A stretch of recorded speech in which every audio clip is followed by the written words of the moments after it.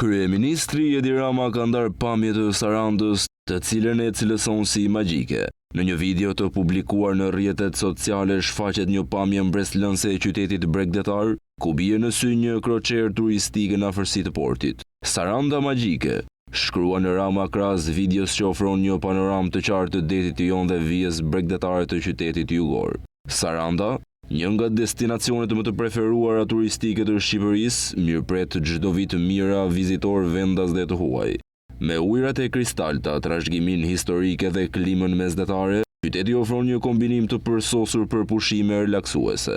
Ajo shquhet për vende tërheqëse si Kalaja e Lëkurësit, Manastiri 40 Shenjtorëve, Parku Kombëtar i Butrintit, si dhe plazhet e shumta me rërë të bardhë dhe ujë të pastër. Porti i Sarandës është gjithashtu një nga portet kryesore në vend. Saranda është shndruar vitet e fundit në një stacion për turizmin kroqeristik në vend, duke e pritur anije luksoze nga e gjithë bota, të cilat sjellin mijëra turistë për vizita njëditore në qytet dhe në atraksionet përreth. Qeveria shqiptare po vjon investimet për përmirësimin e infrastrukturës turistike dhe promovimin e Shqipërisë si një destinacion turistik mesdhetar i qëndrueshëm.